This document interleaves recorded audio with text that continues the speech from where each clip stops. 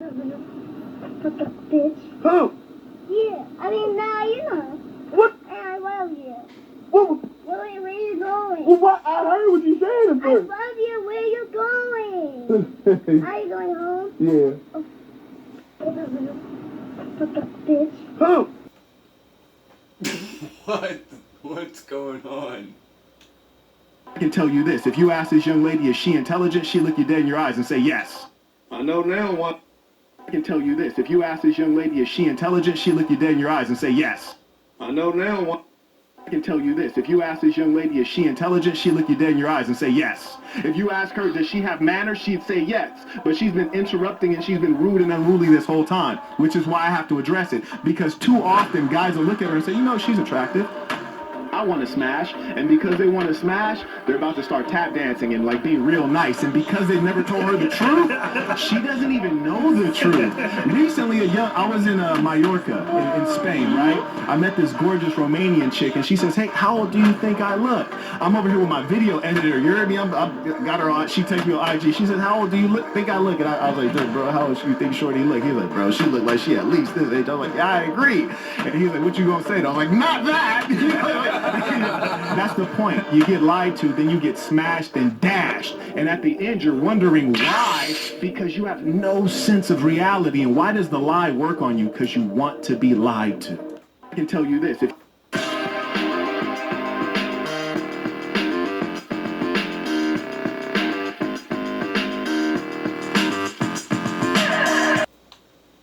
Karen Parsons brought me a puzzle as a kid.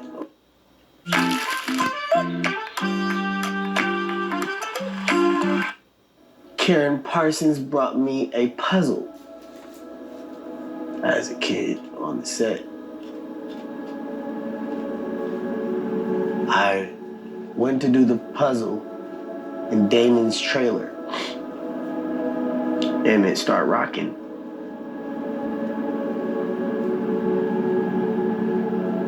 High winds?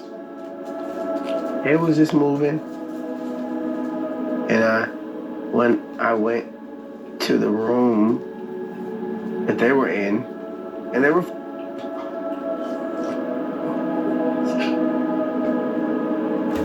Damon, I'm sorry. You cheated on your wife. You cheated on Lisa Wayans, and I'm always interested in how. All right, here's a serious question that not many Christians want to answer. Was Christianity spread through fear and bloodshed and murder? Or was Christianity spread through the love of Christ? I'm always interested in. All right, here's a serious question that not many Christians want to answer.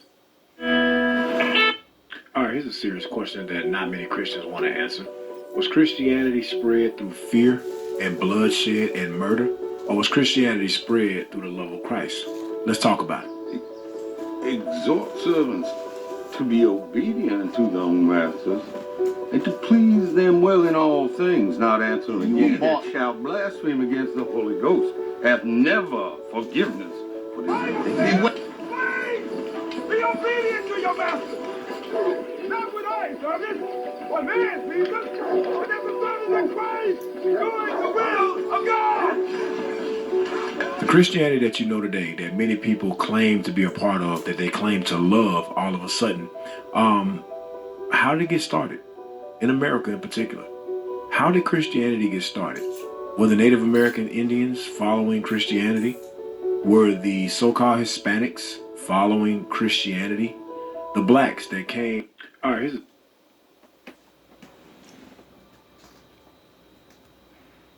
Good question. Have you ever wondered why, if you minus all of the numbers on a clock, it adds up to 6?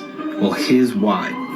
6 is the number of time, space, and matter. It represents the three-dimensional material world, Up, down, left, right, backwards and forward. It's a 6-sided cube. 60 minutes in an hour, 60 seconds in a minute, 24 hours in a day, 2 plus 4 equals 6. That's 666 in total. This is why you see black cubes everywhere you go, or the Nintendo GameCube. Jesus' cross is a cube unfolded. Jews wear a cube on top of their heads, and there's a reason why we say think outside the box. This is where it gets a bit crazy. 666 is the exact same structure of carbon, and your body's made out of carbon. The body is the mark of the beast, the mark of this three-dimensional material world. When the Bible says Satan, who's the god of this world, it represents Saturn, which is the god of time. Everything dies in time, therefore time is the god of this world. It rules this world. Everything physical began as a thought in the mind. The physical world is a shadow or an effect of... Have you ever wondered...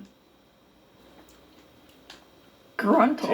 This is just the reality of it. So women, you know, we're more educated now, and I think that we're furthering our education. So with that being said, we're going to hold off on the baby making. We're going to hold off until we get that great job, really career driven. And I don't think there's anything wrong with hoping that there's someone either on your level or higher than you. So, okay. Let him cook. All right. So before, right, it was okay when the man made more money to be the one to buy everything, to do, you know, treat you and all this other kind of stuff. And now that you make more money, you can't be that one, right? You can't be the one to pay for the meal and because you're dating down. The slogan of I can do anything you can do better directly applies to that. Because, you know, you want to be the leader. Remember?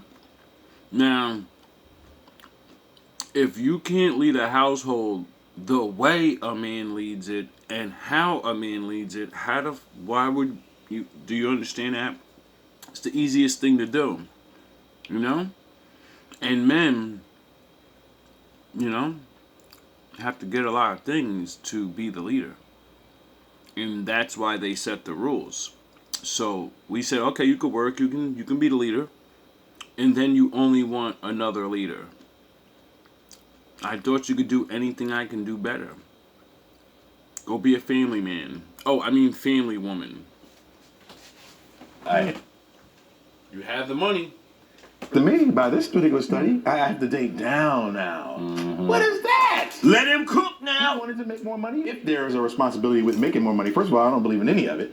But if there's a responsibility that comes with making more money, accept it. Hot damn it, man. That's what I'm talking about. Called being a leader. Let's go. Gruntle.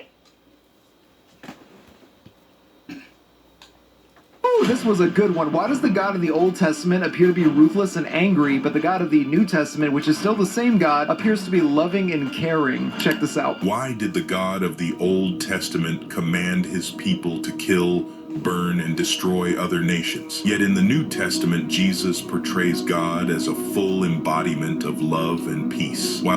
Gruntle. A black man. You want to know why everybody hates your fucking guts? You really want to know the secret? You want to know why everybody hates you? Because God chose you to kick ass.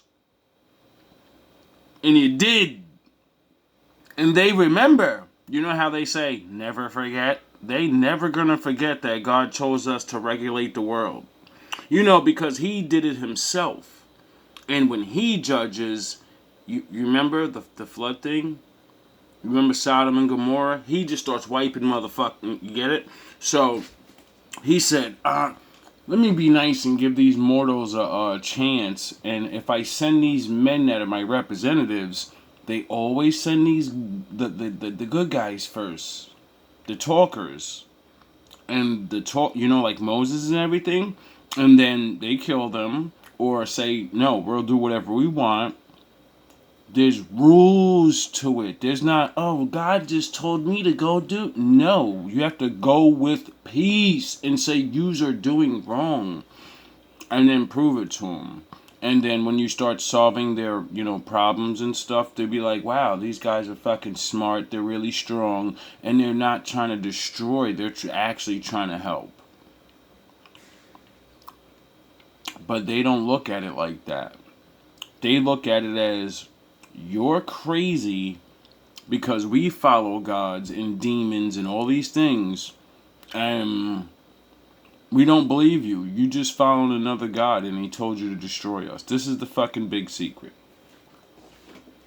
That's why the book ends with him coming down and showing himself, because he demonstrated his power, not showing himself.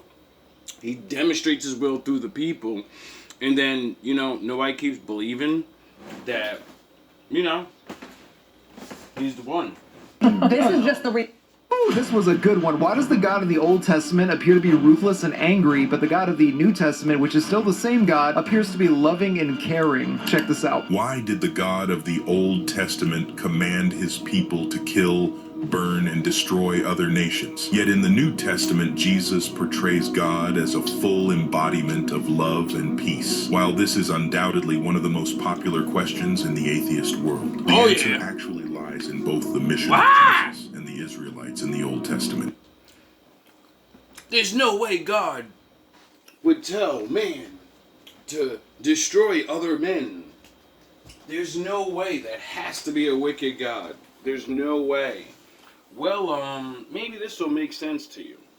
God's commands to Israel to destroy other nations were often linked to judgment against extreme wickedness that these nations committed. Their wickedness included child sacrifices, mass murder, waging unjust wars, and worshiping idols. Because of this, all the things, you know, anybody, no matter where you are in the world, you don't want to happen to you.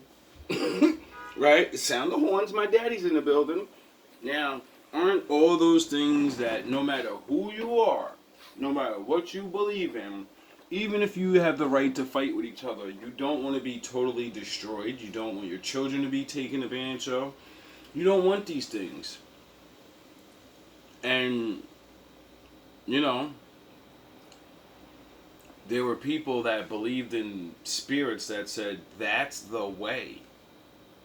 That's real life. So, you know, the Lord said there's a rogue agent that went crazy and fell with a bunch of his dumbass brothers. And they don't like man. And they only want to lie and, you know, confuse and destroy. So, I think man would have a problem. Sound the horns. God selected Israel to be the nation he would use to judge and avenge the wickedness that other nations committed. Additionally, God wanted a sinless Israel as a way for his perfect son to save humanity. Oh, so the Lord is basically like Zordon, and he called the Power Rangers to come out and save the world. And then they did. And then what did he say? They need to be clean. So that means they can't, you know, do things.